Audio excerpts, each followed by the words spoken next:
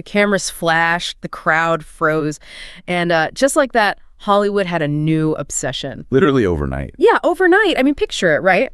London in late August, there's this crisp air, a sudden blinding flurry of paparazzi, and in the middle of it all, two people trying to casually stroll by holding the absolute center of the pop culture universe in their interlocked hands. It is honestly the ultimate cinematic moment. Like a scene that feels completely spontaneous if you're just a casual observer. Right, totally. But when you zoom out and actually look at the mechanics of fame, it is dripping with intentionality. Every single element of that photograph was essentially a highly orchestrated statement. Welcome to StarScope Report. I'm Jordan. And I'm Jamie. Join Jordan and Jamie as they uncover Hollywood drama, music industry shakeups, and viral influencer scandals. From red carpet surprises to social media controversies, we dive deep into the stories behind the fame. We do. And today, for this deep dive, we are taking a massive stack of sources. We've got celebrity news dispatches, raw concert footage from the O2 Arena, and an incredibly dense 2026 Pinterest trend report. Yes, which is fascinating on its own. Exactly. And we're using all this to dissect the anatomy of a launch. We are looking at Ariana Grande and Ricky Alvarez layering up for this high-profile London outing and tracing their 10-year timeline of second chances. It's quite the timeline, too. Oh, it really is. But we aren't just here to talk about celebrity gossip. Our mission today is to connect this moment of intensely personal reinvention to the wild, mismatched aesthetic trends that are just dominating 2026 right now. Because the way we reveal our relationships and like the way we paint our nails right now, they're actually telling the exact same story. Yeah, a story about how we are collectively rejecting the idea of perfection. So let's set the stage with the headline event. Let's do it. Ariana and Ricky are spotted on this super cozy shopping date in London, and the sources give us a very specific, deliberate visual. Ariana is layering up. She's swimming in this oversized crew knit cardigan, classic blue jeans, red flats, and her hair is just, well, it's thrown up in a messy top bun. Right, very casual. Super casual. And beside her, Ricky is wearing a navy beanie, a worn-in denim jacket, and white sneakers. I mean, it is the most aggressively normal-looking outfit imaginable for two people who are actively breaking the internet. And that visual contrast is the entire point, you know? Oh, so? Well, when you are one of the most photographed women on Earth, someone who has historically been styled to within an inch of her life, wearing a cozy, oversized cardigan and a messy bun, is a loud broadcast. Oh, for sure. It signals this retreat from the pop star avatar. It signals comfort and safety. And the body language detailed in the reports really backs that up. Yeah, observers noted his protective hold on her, like the firm hand-holding. They were projecting this impenetrable bubble of normalcy amid the absolute chaos of the London paparazzi. It worked flawlessly on the fans, too. Oh, completely. The immediate online reactions were intense. People were declaring, they are endgame, and literally calling them mama and papa in the comments. Which is wild. Wild, right. But here is where we need to look closer, because this physical sighting wasn't actually the first reveal. No, it was not. This was just the real-world confirmation of the digital hard launch that happened on Instagram back in mid-August. And I want you listening to think about this for a second. Think about the last time you posted a picture with a new partner. Right. Did you post a clear shot of their face? Exactly. Or did you just post a photo of 2 coffee cups? You were soft launching. You were managing expectations. We all play that game of withholding information to build intrigue. Yep. And the digital launch we saw here was meticulously curated to do exactly that. She posted a photo carousel. And if you were just casually swiping through your feed, you would have missed it completely. Oh, easily. It's mostly pictures of her dogs, some friends hanging out, and then buried deep in the mix are 2 blurry photos of her and Ricky in an embrace. Blurry being the keyword. Blurry, yes. They are tagged but barely visible. And the caption? Just a single exclamation mark and a heart. I mean, that is peak minimal effort for maximum impact. It really is. By making the photos blurry and hiding them in a carousel, she is basically inviting the audience to lean in. Yeah. She isn't issuing a formal press release through a publicist, right? Right. She's creating a digital scavenger hunt. Right. And that strategy of letting the audience sort of discover the narrative, it peaked just a couple of days later at the O2 Arena. Oh, this was crazy. So August 15th, she is in the middle of this massive 10-show residency in London, which wrapped up September 1st, by the way. Incredible run. Yeah. And during the show, the big screens pan over her, and fans notice she has debuted a fresh collarbone tattoo. Mm-hmm. It's written in this elegant script, and it reads, "I do love you." And the piece de resistance here, that tattoo perfectly mirrors one that Ricky Alvarez already has in the exact same spot on his left collarbone. Just in a different font, right? Exactly, just a different font. It's an incredibly permanent, intimate gesture broadcast to tens of thousands of people in an arena. Okay, let's unpack this. Yeah. Because I hear words like strategy and curation and, well, I have to push back hard here. Okay, go for it.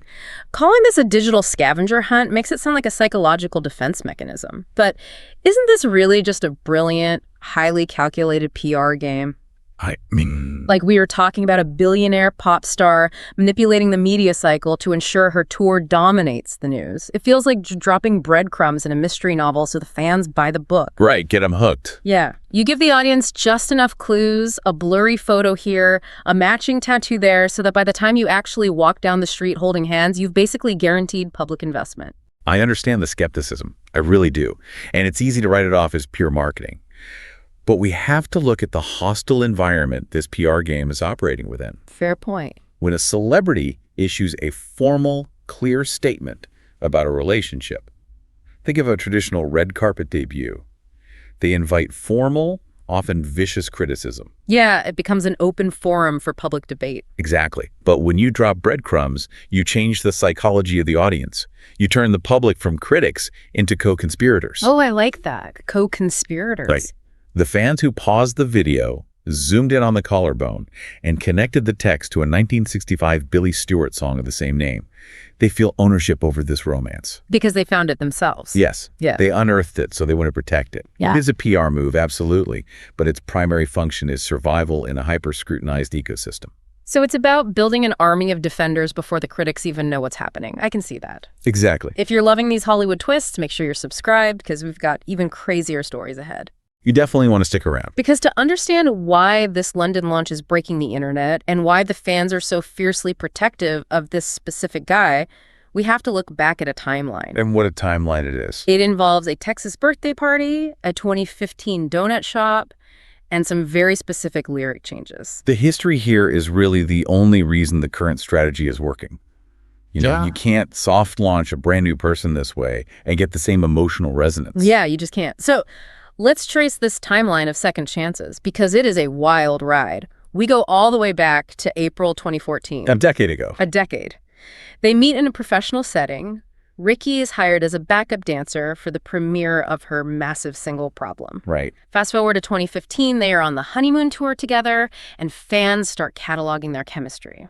They have this incredibly intimate choreography on stage, which culminates in a massive public kiss during a Pride concert in June. Which plays right into a classic showbiz trope, you know, the global star falling for the dancer. Oh, totally. It's romantic, it's accessible, but then the narrative takes a sharp, bizarre detour. A massive detour.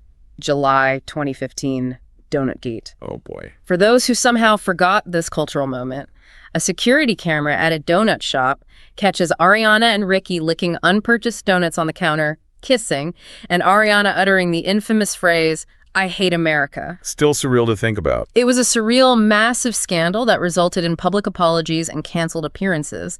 But amidst all the chaos, it served as the unlikeliest relationship hard launch in pop culture history. And think about what that moment represents in the broader context of her life. Yes, it was messy and foolish. Very messy. But it forever links Ricky to a very specific, tumultuous era of her youth. He was there during a time of unfiltered pre-trauma chaos. But the relationship itself didn't survive the era. By July 2016, they quietly break up. The sources at the time gave the standard Hollywood line, saying they found it, quote, difficult to make it work, but remained friends. And they actually did remain friends. They did. In December 2018, fans saw them hanging out in New York.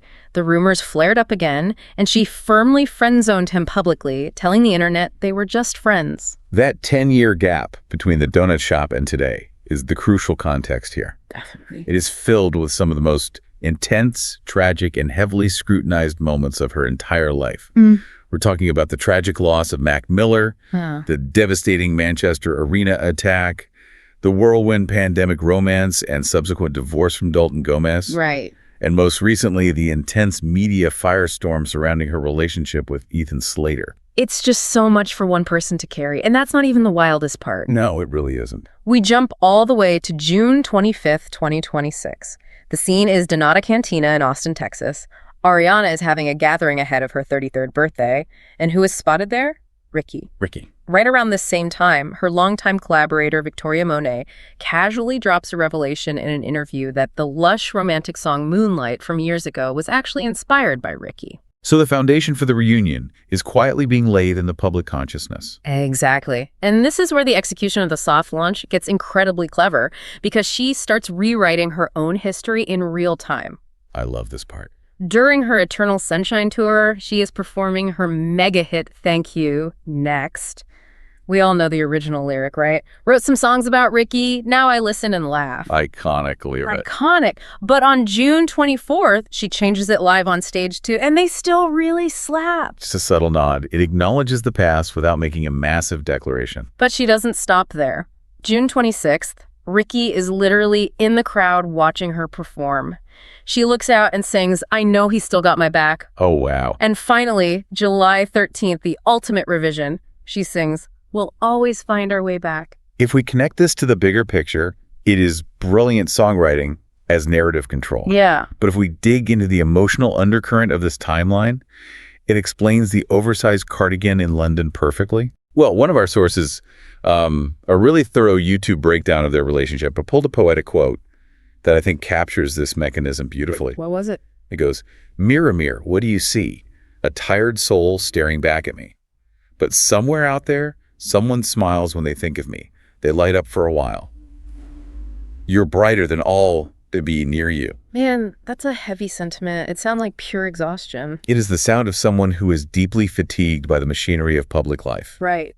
In a world of overwhelming public scrutiny, where every action is dissected and judged, there is a profound, grounding comfort in returning to a bond that existed before the peak of the chaos. That makes a lot of sense. Ricky knew her when they were just young people making mistakes in a donut shop. He represents a version of herself before the world demanded so much of her.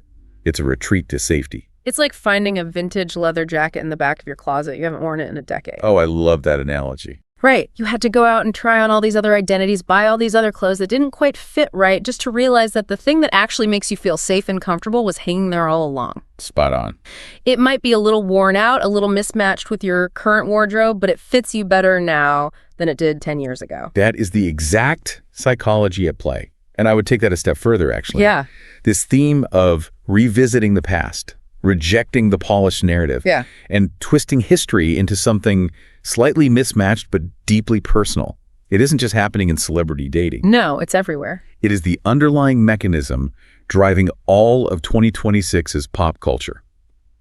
We are seeing a mass rejection of curated perfection, and it's detailed brilliantly in this fascinating new trend report. Here's where it gets really interesting, because when I was reading through these sources, I realized the way she is rewriting her own messy history maps perfectly onto the macro aesthetic shifts happening globally. The parallels are insane. Insane. We have this massive Pinterest 2026 not yet trending report. And the overarching theme isn't just about what colors are popular. It's about society entirely rejecting standard symmetrical templates. We are witnessing a cultural backlash. The hyper-curation of the past decade has created like a sociological exhaustion, and the aesthetics of 2026 are a direct rebellion against it. So let's look at the beauty data, because it is wild. The report highlights a massive surge in something called glitchy glam. Glitchy glam. Yeah, searches for weird makeup looks are up 115%. Wow. People are actively seeking out mismatched manicures where every single nail is a different color, shape, or texture. They're wearing dual-toned lipstick, think cherry red on the top lip, deep plum on the bottom. It is intentionally off-kilter. And that is running parallel to the alien core aesthetic, which has seen an 80% jump in search volume. Alien core. It sounds like a sci-fi movie, but it's everywhere. It really is. It's heavily reliant on opalescent makeup, which is up 115% alongside holographic accents. People are trying to look intentionally otherworldly. So let me throw this at you. Why are we suddenly trying to look like glitching aliens?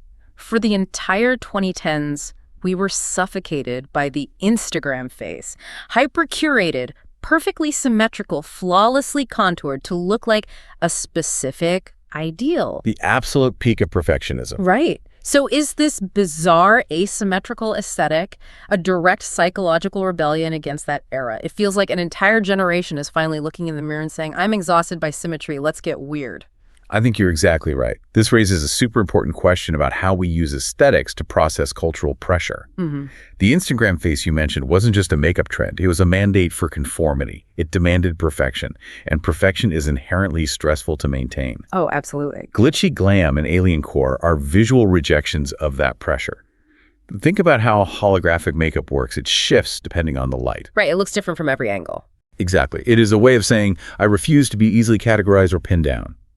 Just like Ariana taking a messy, decade-old relationship, bringing it into the present, and rewriting the lyrics on stage, both actions refuse the standard polished playbook. It's the death of the clean aesthetic. And it's not just happening with weird futuristic styles. We are also seeing this massive wave of nostalgia crashing into maximalism. Which is such a fun mix. It is. The report shows 80s luxury is making a huge comeback. We're talking searches for baggy suits up 90%, high-collar jackets, chunky gold belts. And the return of Art Deco in home and personal styling. Chrome, brass, sharp geometric chevrons are aggressively replacing the soft, beige minimalism that dominated the past few years. Thank goodness. But the data point that really caught my eye is the lace trend. Searches for lace nails, which is literally embedding lace texture into a manicure, are up 215%. A huge jump. Massive. Lace bandanas are up 150%. It's taking this deeply vintage, unexpectedly elegant material and forcing it into everyday modern streetwear. Which operates on the exact same mechanism as the collarbone tattoo we discussed earlier. Oh, wait. How so? Well, taking a 1965 soul song by Billy Stewart, right, pulling it out of the archives and permanently etching it onto your body in 2026. It is the remixing of the past to serve your present identity. Oh, I love that. And nowhere is that desire to remix and hyper-personalize more obvious than in the new fragrance trends.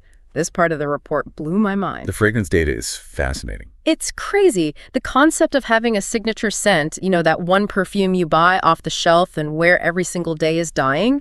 Searches for a single signature scent are only up 45%, but searches for perfume layering combinations have skyrocketed by 125%. Because people don't want to smell like a brand anymore. They want to smell like themselves. Exactly. They are building niche perfume collections, which is a search term that is up a staggering 500%. 500%. If we connect this to the bigger picture, 2026 is the year of bespoke identity. You aren't just buying a prepackaged perfume. You are acting as a chemist, blending your own custom oils and fragrances so that you smell like literally no one else on earth. Yeah. You are painting each nail a different color to reflect different moods. You are throwing a baggy 80s suit over opalescent alien makeup. You are rejecting the template. You are. People are refusing the prepackaged playbook handed down by influencers and brands. They are layering up their own unique, sometimes contradictory identities. It's so true. And when we look back at our headline story, what is Ariana Grande doing? She is layering a cozy, normal cardigan over the intense, isolating reality of global fame. Right. She is layering a new, optimistic vocal harmony over a 10-year-old song to fundamentally change its meaning. She's layering a fresh, mature romance over a decade of shared messy history. Wow. So what does this all mean for you listening at home? We started this journey looking at a cozy London shopping date and a masterclass in PR launching. A literal masterclass. Yeah. We traced a 10-year romantic timeline that survived a bizarre donut shop scandal, massive career highs, and devastating personal heartbreaks. And we zoomed out to see how that specific desire to return to something real and unpolished is driving a global shift toward glitchy glam, bespoke perfume layering, and a death of symmetry. It's all connected. It is. Pop culture isn't just giving us gossip to consume. It is holding up a mirror to our own collective desire to rewrite our own rules.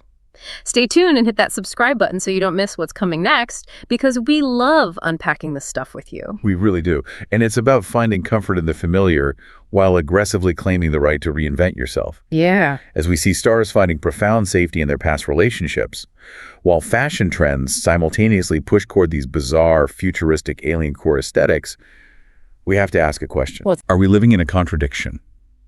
Or is looking backward into our own messy history, while simultaneously projecting a wild, glitchy future, just the ultimate search for authenticity in an increasingly chaotic world? Which part of your own timeline or your own closet is due for a second chance? That is the perfect question to leave you with. When the cameras flash and the crowd freezes in your own life, what narrative are you choosing to launch? You've been listening to StarScope Report, where Jordan and Jamie uncover the stories shaping Hollywood, music, and pop culture. Thanks for tuning in, and don't forget to subscribe for more stories that keep the stars shining.